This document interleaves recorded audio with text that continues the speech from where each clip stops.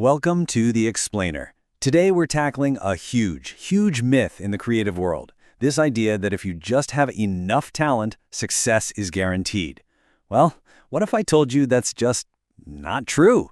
Let's get into it. All right, to kick things off, let's do a little thought experiment together. I want you to think back to your art class, that writing group, maybe even your band. Who was the one? You know who I'm talking about. The person who just had it. That raw, natural talent that just made your jaw drop. Got him in your head? Okay, now for the real question. Be honest with yourself. Is that person the most successful artist you know now? Like, are they actually building a career, making a real living from their work? I'm willing to bet that for a lot of you listening, the answer is probably not. And if you just said no, then you've just stumbled upon a really uncomfortable truth. But it's also a super important one. This is the reality check that can literally change everything for your creative career. Here it is, the big takeaway. Talent doesn't predict success. Seriously. It might get you in the door, it's like the ticket to the game, but it is absolutely not what wins the championship. Over the long haul, it's just not a reliable indicator of who's going to make it. Think about it. We all know artists who, maybe weren't the most technically skilled person in the room. They weren't the natural, and yet they're thriving. They're the ones getting the gigs, landing the clients, and actually building a real sustainable career. So, what gives? How are they doing it? Yeah, it doesn't really seem fair, right? That someone with maybe a little less raw skill is doing better. But here's the thing. The creative world isn't some pure meritocracy where only the most talented win. It's a lot more complicated than that. And just accepting that fact, that's step one. So why does this keep happening? Well, it's often because these super talented people fall into something I like to call the talent trap. It's this sneaky thing that can totally derail a promising career before it even gets off the ground. So what is the talent trap? It's this belief, this deep down feeling that your skill should be enough on its own. It's the idea that, hey, my work is good, it should just speak for itself, and that people will magically discover it and see how brilliant it is. And that mindset, it's really dangerous. It makes you complacent. Because if you think your talent is the only thing that matters, you just stop learning, you stop developing all the other skills you actually need, you just kind of sit back and assume the opportunities are going to come knocking. And let's be real, a lot of the time, this is really an ego trap. It's that little voice in your head that goes, I'm an artist. I shouldn't have to do marketing. I shouldn't have to network. That's for, people whose work isn't good enough. Wow. That kind of thinking is an absolute career killer.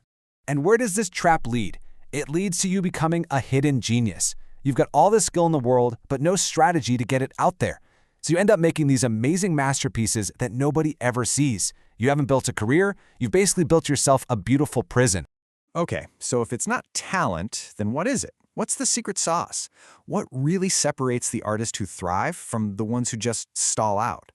Well, it turns out it comes down to a few key things that, good news, anyone can learn.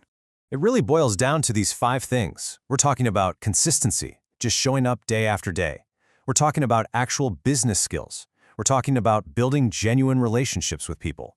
And of course, being able to adapt and having the mental toughness to not quit when things get hard. Let's break it down. Consistency? That's how you outlast the brilliant but flaky artist who burns out. Business acumen? That's how you actually get paid for your art.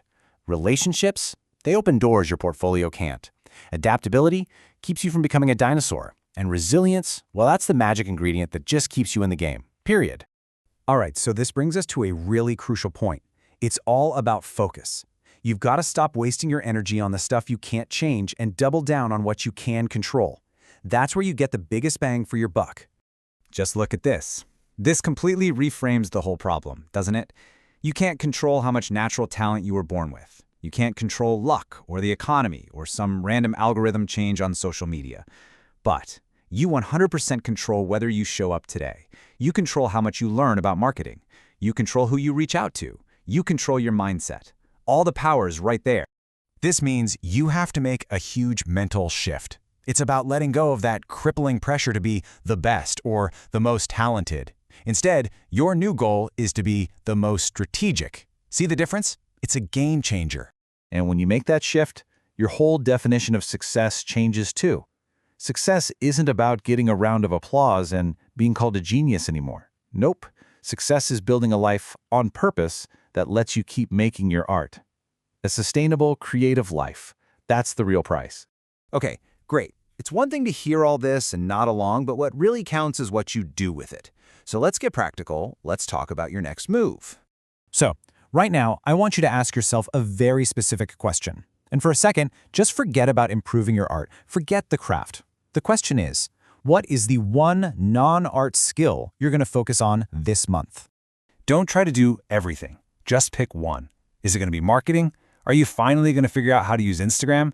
Or maybe it's networking, reaching out to just a few new people. Or maybe it's the business stuff, like finally figuring out your pricing. Or maybe it's just about being consistent, just showing up every day. Pick one. And here's the thought I want to leave you with. Your talent is your foundation. It's what got you started. But it's just the starting line. All that other stuff we talked about, the consistency, the business side, the networking, that's what builds the career. That's what keeps you in the race for the long run. So your talent is the given. That's table stakes. The real question, the one that's actually going to define your future, is what are you going to do to keep going?